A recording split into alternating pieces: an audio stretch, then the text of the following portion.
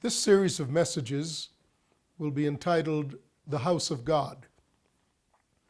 The very term house of God means very different things to different people. In the common perception, the house of God, to historical religious views, is a Gothic-style cathedral with stained glass windows that has been standing for centuries. The idea is that the house of God there is the most opulent and impressive building that humans could make in which to acknowledge and even celebrate the concept of a God who is transcendent. This historic notion does not begin with the Christian faith, of course. It has been what man has been doing with relationship to God since man began to build temples to the various gods. The ancient world saw some of its most magnificent buildings erected to the celebration of the importance of the god of that particular city.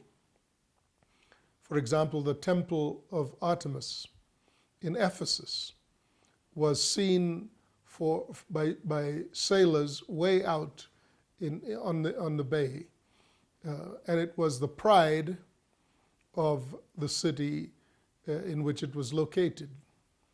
In the city of Ephesus, as in Corinth, as in Rome, long before there was a Christian faith, all these places had magnificent temples built to the gods.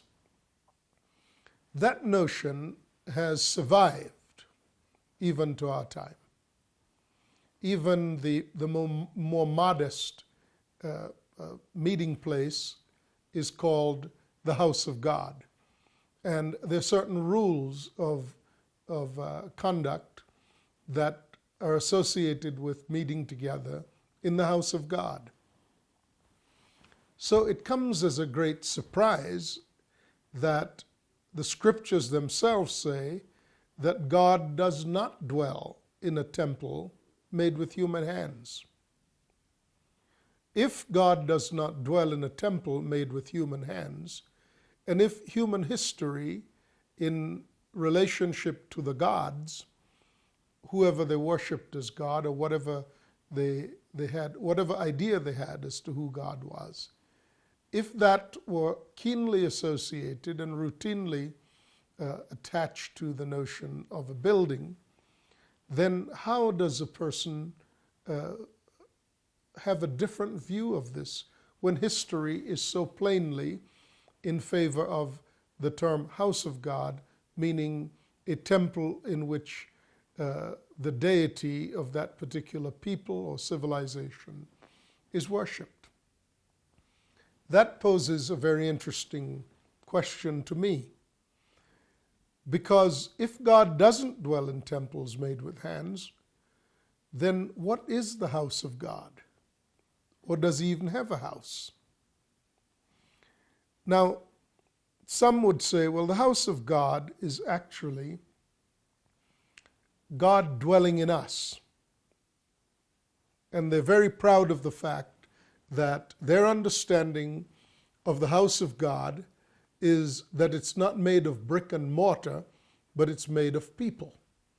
But they limit the understanding of the house of God to God dwelling in individuals by his Spirit.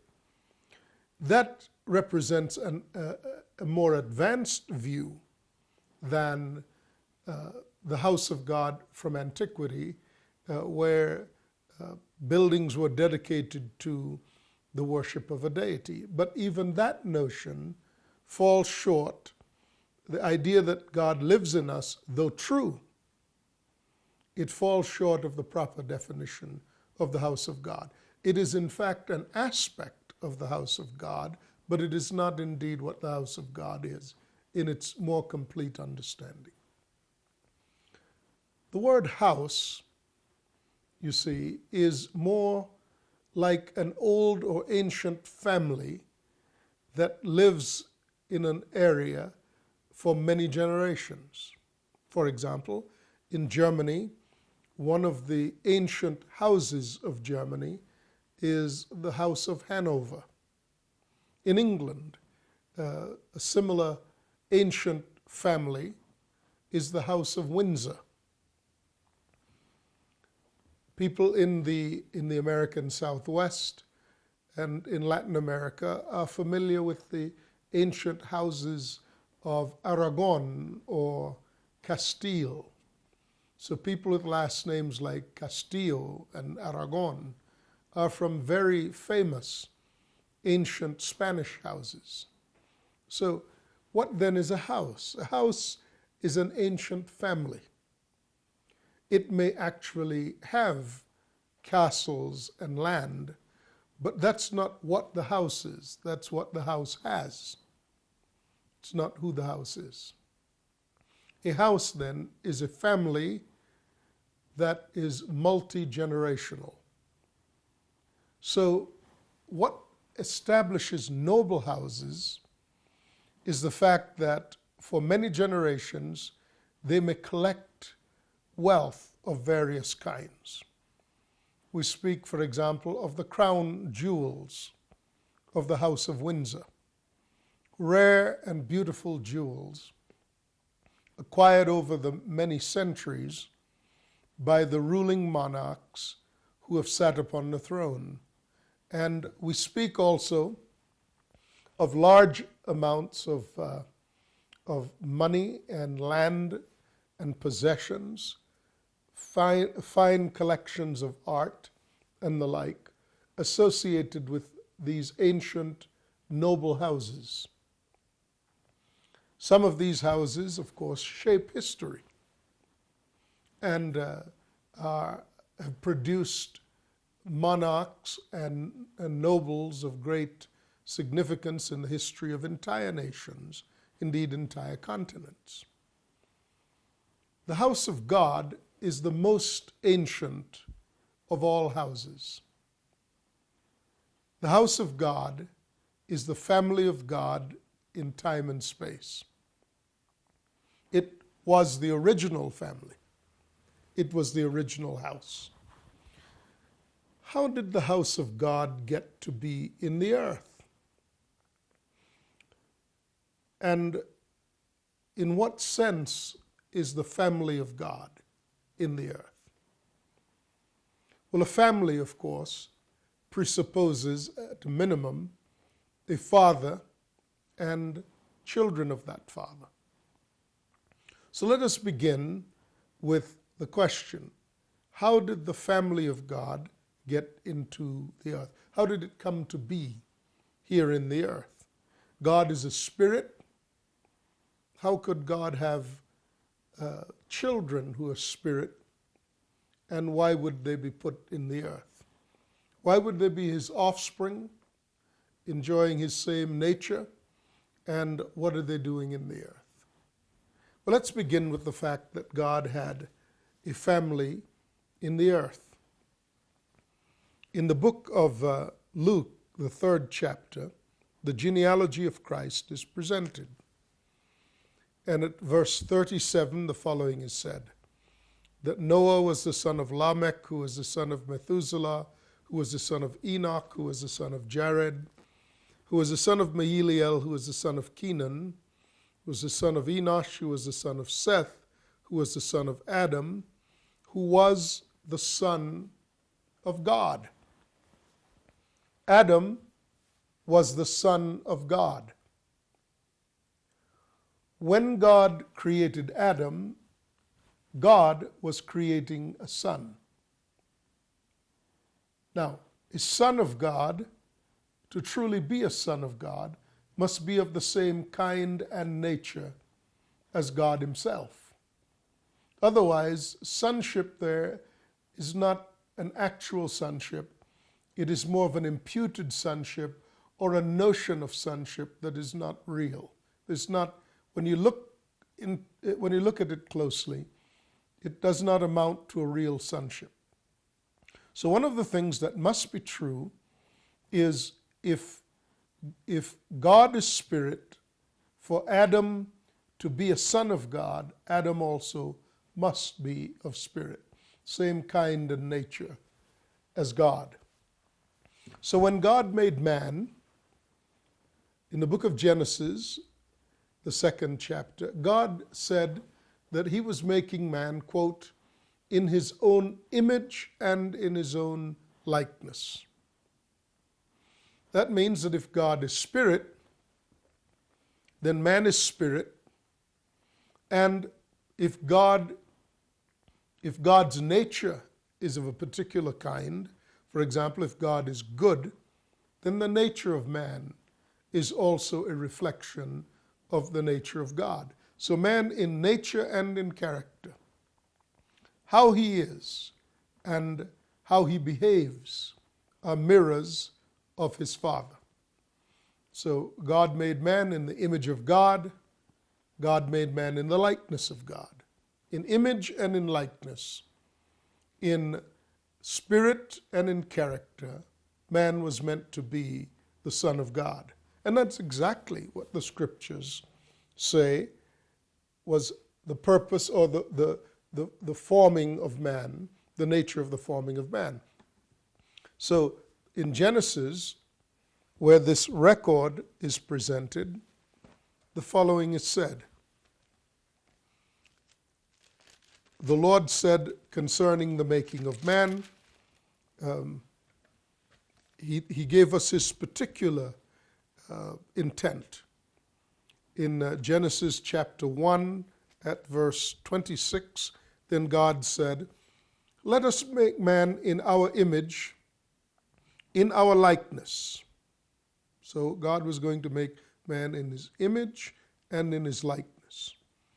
And then it goes on to say, "And let them rule over the fish of the sea, over the livestock, over all the earth, and over all the creatures that move along the ground." Now that was the expressed intent of God. And then verse 27, it says that God in fact did what God said he was going to do. So God created man in his own image. In the image of God he created him.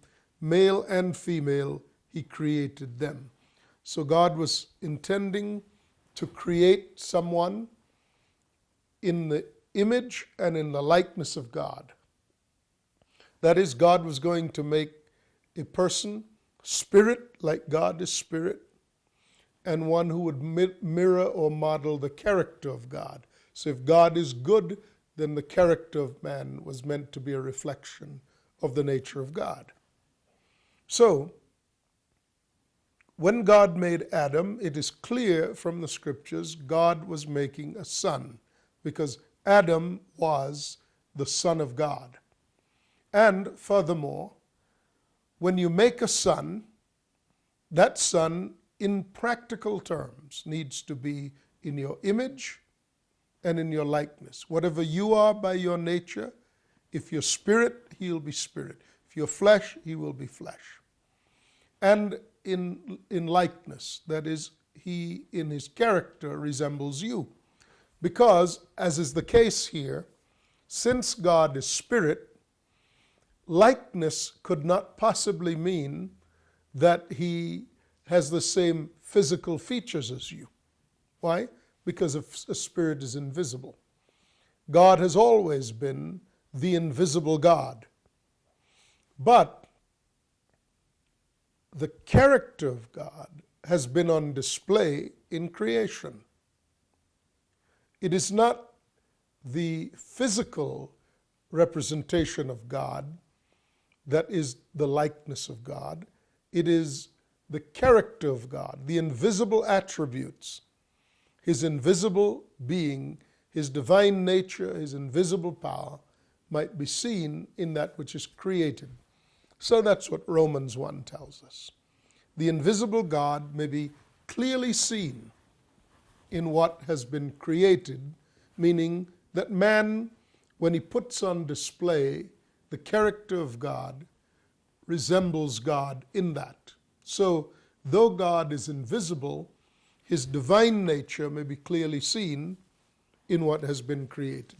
This is, in fact, worth our attention. Let us quickly take a look at the first chapter of the book of Romans, which tells us that precise thing. When Paul was speaking to the Romans, he speaks of how the invisible God was meant to be seen in that which is created. So in the first chapter of Romans, verse 18, he explains it this way. He says, the wrath of God is being revealed from heaven against all the godlessness and wickedness of men who suppress the truth by their wickedness. Since what may be known about God is plain to them because God has made it plain to them. For since the creation of the world, God's invisible qualities, his eternal power and his divine nature have been clearly seen, being understood from what has been made, so men are without excuse. Now, this is not speaking merely of the physical creation, because the context here is one in which Paul, the writer, is commenting first on the wickedness of men and the response of God, that is, that God's wrath is being revealed against godless and wicked men because they suppress the truth by their wickedness. Now, the argument is rather simple. He's saying the invisible God may be clearly seen by what is created, so that when he judges the wickedness and the ungodliness of men, it is because his judgment is right and proper. But then the question would be, why is God so hard on wicked and unjust men if God himself is invisible? Clearly, the answer to that is not simply that, well, they could look up in the night sky and see the order of the heavens. One of the problems with wickedness and ungodliness is that men have seared their consciences, and so whatever they see through the prism of their own debauchery and wickedness.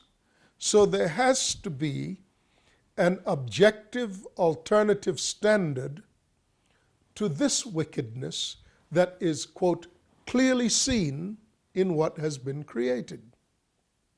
And what is clearly seen is not just that God can create, or A, there's a God, B, he creates, and that what he creates is orderly. That's not what Paul is saying. What he's saying is the invisible nature of God relative to his character, that is, his divine nature, his invisible qualities, his eternal power and divine nature have been clearly seen, and it's understood from what has been made, so that men are without excuse. That means that in creation,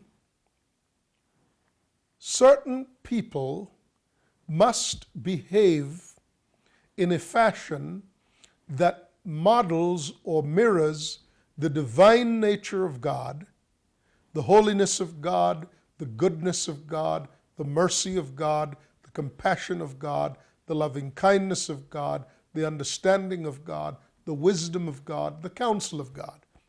All these things are the opposites of wickedness and ungodliness. And you cannot simply infer the existence of these qualities by looking at nature. He's making the point that in creation, God has put his own children as a sign and a token to the world. And in fact, this is the essence of the intent of God. Because at the end of the age, the scriptures tell us in the book of Isaiah, chapter 2, and in the book of Micah, chapter 4, same prophecy, tells us that in the last days, the mountain of the Lord's house shall be established on the top of the mountains and exalted above the hills. And men will say, "Come, let us go up to the mountain of the Lord, to the house of the God of Jacob, that he may teach us his ways, that we may walk in his paths. Because they have beaten their swords into plowshares, they have formed their spears into pruning hooks. Nation shall not rise against nation, kingdom against kingdom." Why? Because in the house of God, as contrasted to the houses of mankind, the nations of mankind, in the house of God, the nations will have come to such a place of rest, peace, and well-being and harmony that the problems that are dividing and destroying the nations around them have no effect in the house of God and is of no consequence to those who dwell in the house of God.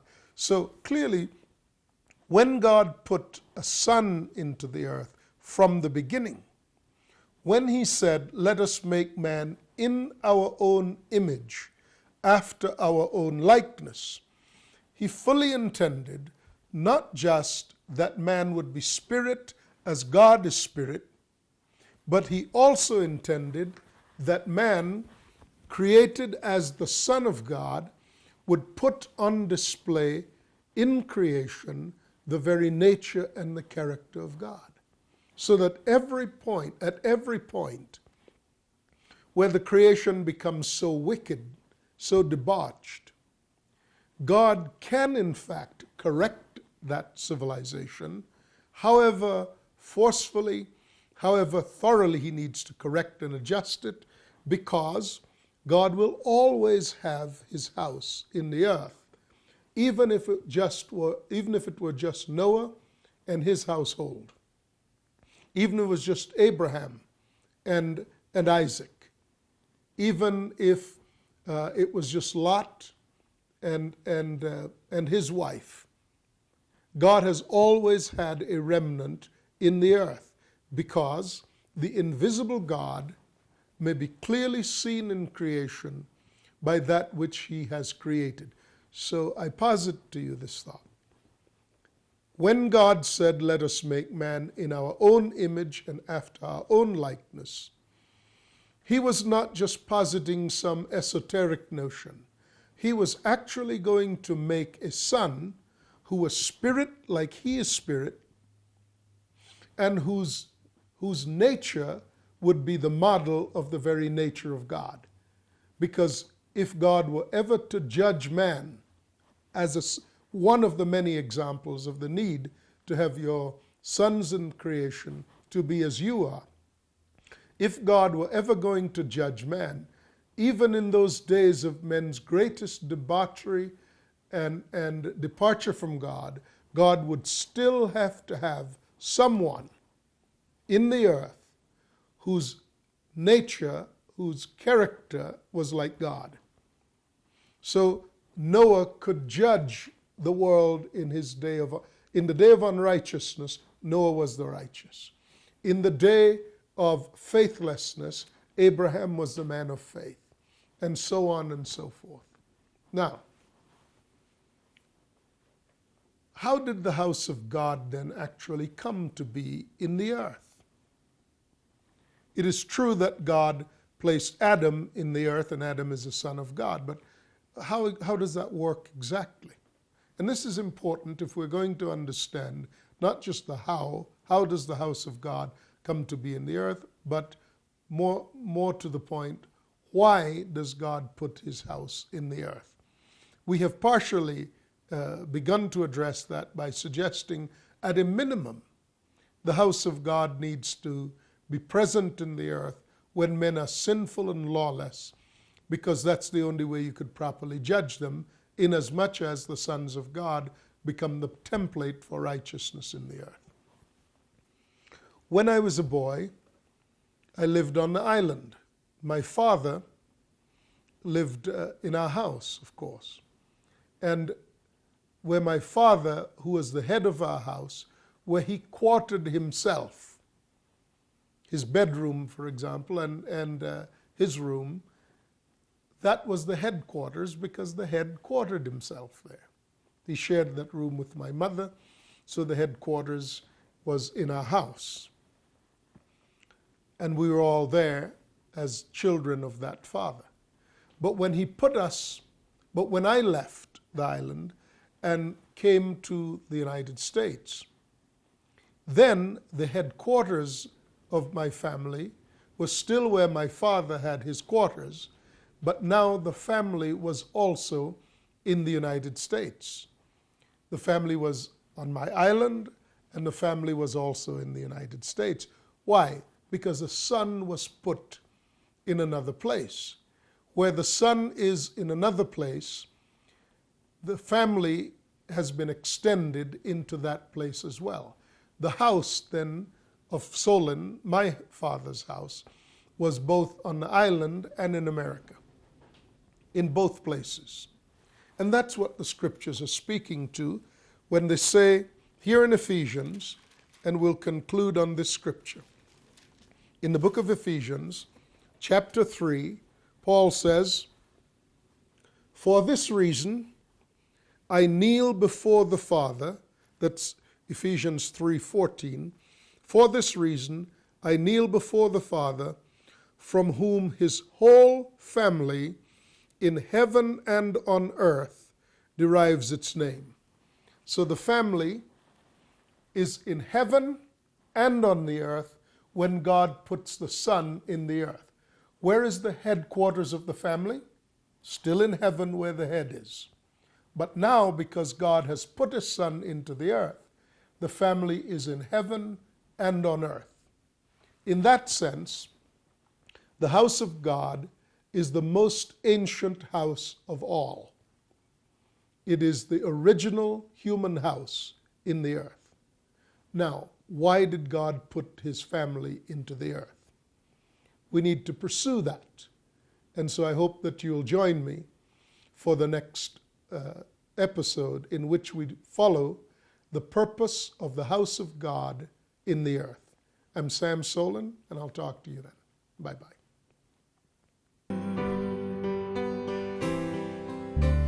I know the plans that I have.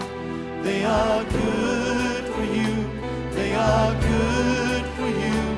I know the plans that I have. They are good for you. They are good for you. And no matter, child, what voices you heard, just keep trusting.